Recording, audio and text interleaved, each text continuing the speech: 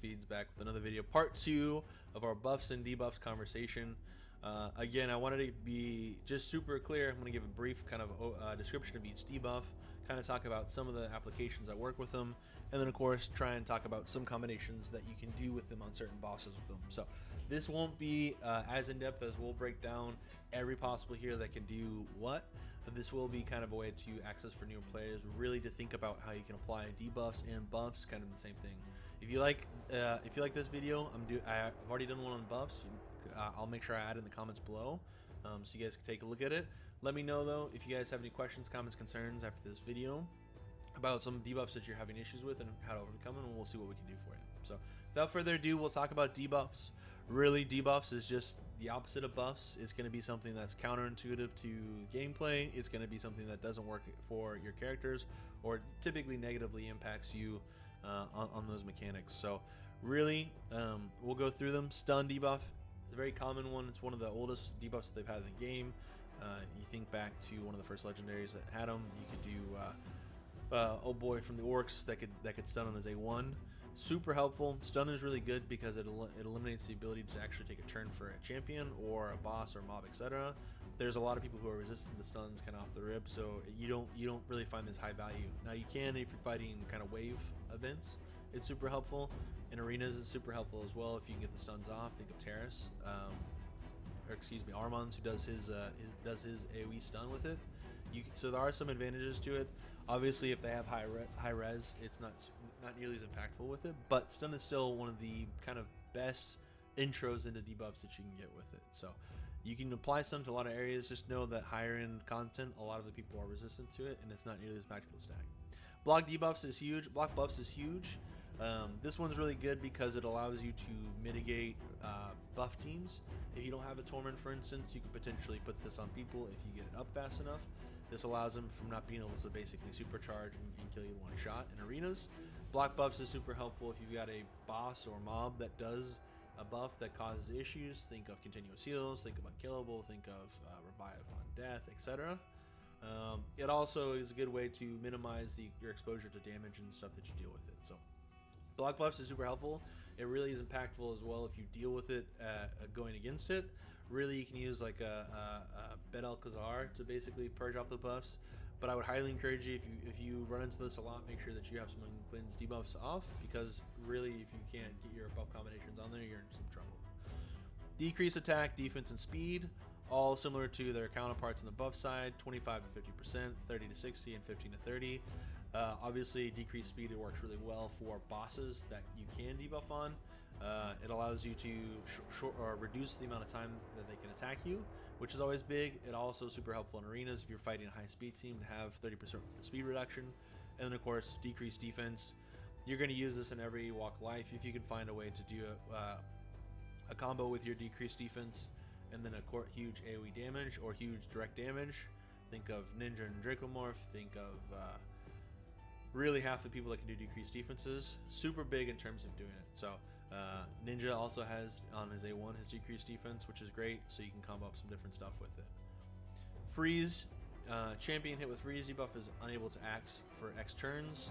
Cooldowns are not refreshed while the debuff is active. The champion only receives 75% of incoming damage. Sir Nicholas, my favorite hero of all times. His A1 does a freeze if you have the 5% increase with at least 300 accuracy. Very seldom do you miss a freeze on anything. I can tell you that it's a huge impact, even with a little bbit reduced damage they take with it. Having the freeze is really nice. You can combo him with Ninja and Tormund. You can do a freeze team, and then of course just put like a Lilitu or anyone who's got potentially block debuffs or mitigated damage for you, and you can effectively kill anything in the game. It's huge. Freeze debuff is one of my favorites. I think it's very impactful. It's very annoying to fight against Torments who have the auto freeze and buffs. Very hard to get away from, and of course, if they have high accuracy and the 5% additional from the masteries, very challenging to compete with. Decrease accuracy, decrease crit rate, and crit damage, all very implied. Of course, reducing your accuracy, you can't apply your poisons, you can't apply your debuffs, etc. Reduce crit rate. This is super impactful against your heroes that are high crit damage or high crit damage. Think of any of your attackers with it. And then of course reduce crit damage. Really problematic if you guys got someone who does high crit damage. So block active skills. This one's really good. If you can get a hero that has this ability on their A1 or A2, really you can have this kind of actively up. It makes it very hard to compete in arenas if you're locked out of your abilities, unless you've got someone who just happens to be an A1 machine. Would highly encourage you, if you're running into this a lot, to make sure that you can do it. But a block's active skills debuff prevents a champion from using any of their active skills other than their default skill. A champion under block active skills debuff will still have their cooldowns reduced as normal. So you can reduce their cooldowns, you can lock out their cooldowns, but you can't stop them from getting them cooldown. But of course, you can't use their skills, you can't cool down anyways. Sleep. Prince Kaimar does this really well. Sleep is, you'll see on some bosses too, the champion with his debuff is unable to act for X turns. Cooldowns are not refreshed while sleep is active. Continuous heals, poisons, and HP burns work as normal, which knocks him out of the sleep. And then of course can be removed from the target by inflicting any kind of active damage except turn when the sleep debuff was placed. Bomb. This is probably one of the most challenging ones. When bomb debuff expires, the affected champion suffers direct damage that ignores their defense value. The damage inflicted by the bomb scales per the stat indicated on the skill description. So this is a pain in the ass debuff to deal with, because if you have someone who stacks high bombs on you, unless you can mitigate some of that damage or have a high HP pool, you run into a lot of problems with it because it's percent based off of the stat that it's being used for. This used to be kind of the instigate for it. There's a lot of heroes that do it that are very problematic. Really, you just need to outspeed them or kill them before your bomb debuffs go off. Weaken increases damage received by target champion by 15 to 25%. Aethel does this. Of course, Arbiter does this. There's a lot of heroes that apply this debuff. Increases damage received by target champion by 15 to 25%. Super helpful with it. Block revive. This one's annoying. Think of Foley. He's probably one of the most annoying champions. Used to be one of the most annoying champions with this capability. I think it's his A3, where he would do his AoE and then kill you. If you can't revive, you can't come back to life. So if you have a revive team, you do this in arenas, etc. If you're blocked out, you can't revive, which means you lose. Provoke. Super annoying. There's some mobs that have it on attack. Chris does a good job with provoke as well. Provoking with the damage reflect makes it very challenging to get out of it, and if you can get his provoke up more often than you can get out of it, you're basically stuck in a loop till you lose the game.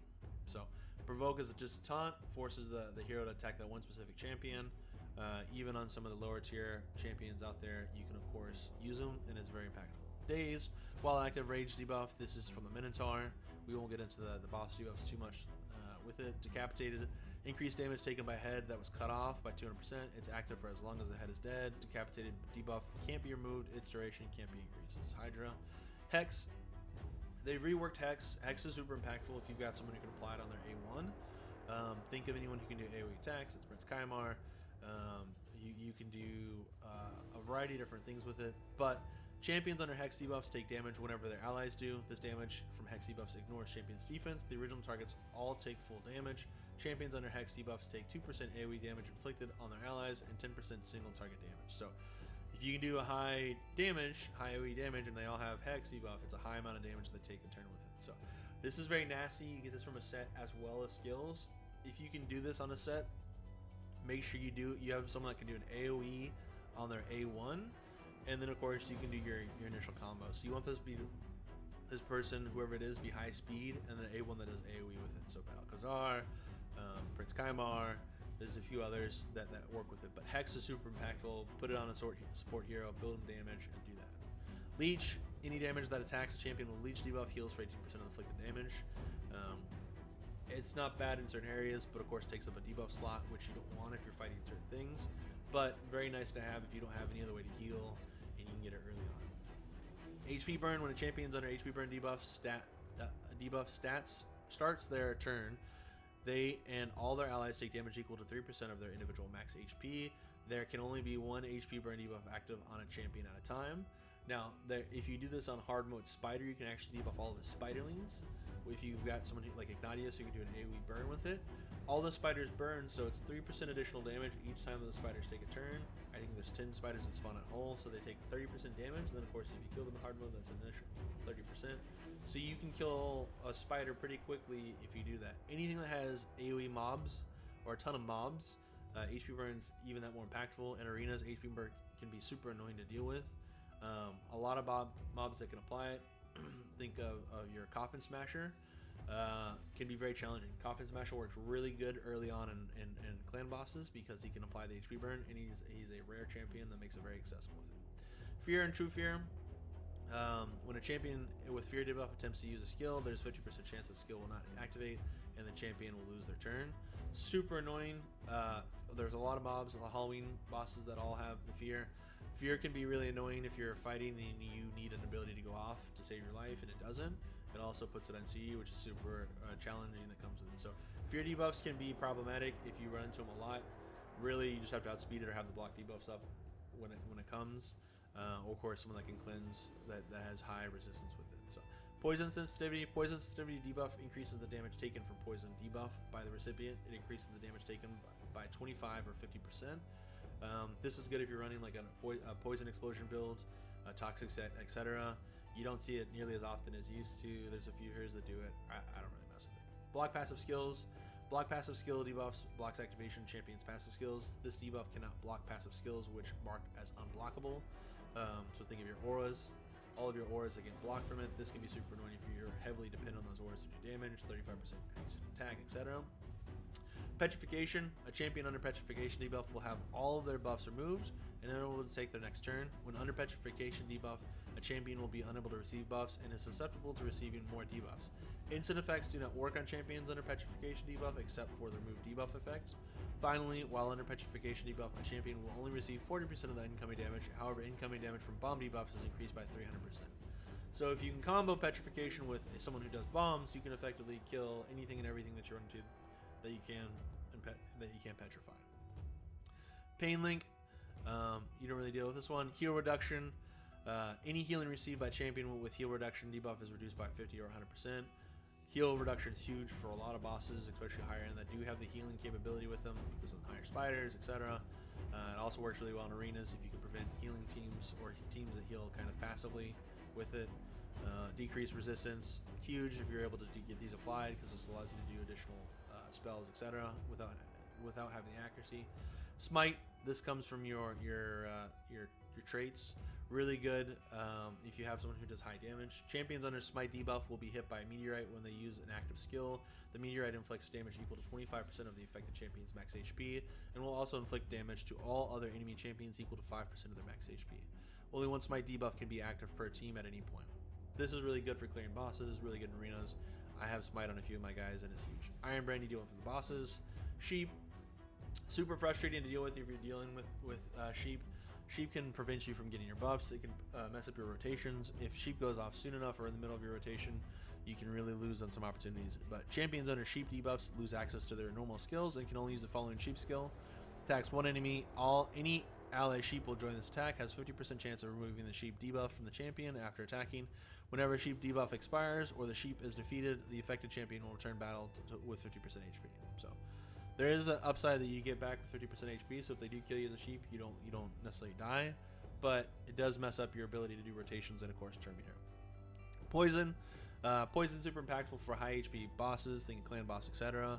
There are some builds where you can basically stack up poison debuffs and they do significant amount of damage. Damage of the target champion by 2.5 or 5% of their max HP at the beginning of their turn. This damage is not affected by any other effects except poison sensitivity debuff. Only skills per target's max HP. Block damage blocks it.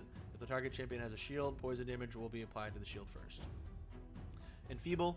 Champions on an Enfeeble debuff can only land weak hits unless stated otherwise. This is really good against high crit guys. So if you're in arenas, you can work against anyone who's going to do damage to you, significant amount of damage to you. If it's applied to you in dungeons, etc., just know that you're going to be hitting very like a wet noodle, basically. Seal. There are two different versions of this debuff, Seal and Seal Master. The Seal debuff blocks effects from gear sets and masteries except stat boost granted by artifacts and accessories, as well as masteries that only boost stats like Blade Disciple, Flawless Execution, etc. Master Seal is an enhanced version of this debuff, which additionally blocks the effects from blessings except stat boost. The Seal and Master Seal debuffs don't block effects that were activated before these debuffs were placed. So just be mindful of it, and then of course you have some miscellaneous Hydra stuff, so if you get into those, you can actually jump in and look at those. But cool thing with this is that debuffs can really be applied in a lot of different ways. Really, how you combo them can be the difference from 1 million damage to 50 million damage. And really, what I mean by that is that if you're doing something, for instance, like Dracomorph, who has a decreased defense and weaken buff on it, and you're able to wombo combo his poison with it, and you get a poison sensitivity up there, and someone that can prolong those debuffs, you can effectively have someone who does 30 million damage in a run with it. And then, of course, his aura is accuracy and crypt, so if you happen to run out with it. And he does additional damage based on the amount of debuffs that are on the enemy. So that's one combo. There's a lot of ways you can do it. Of course, if you have Razin, for instance, who's the fusion that you have to do for the stuff, he can do buff removal, which is great for removing any buffs. He can also apply decreased defense and weaken, which is super impactful. And then, of course, a debuff we didn't talk about was the turn meter reduction. It's a debuff in its own instance, or buff, depending upon how you're looking at it, but super impactful with it. Of course, if you have Nekmothar, he does an A1 that can do Cursed. So if you do a Curse set with him, he does an AoE A1. Decrease attack, which is it's the 50% reduction.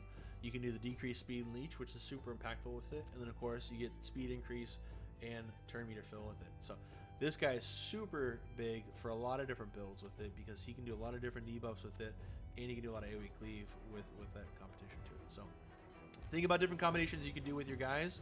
Think about things that you've done with it, or you've run into that you're having issues with. Find out combos and arenas, etc., that you want help with. Hit me in the comments below. Let me know how I can help you. And again, appreciate you guys for watching in. If you have any questions, let me know. And until next time.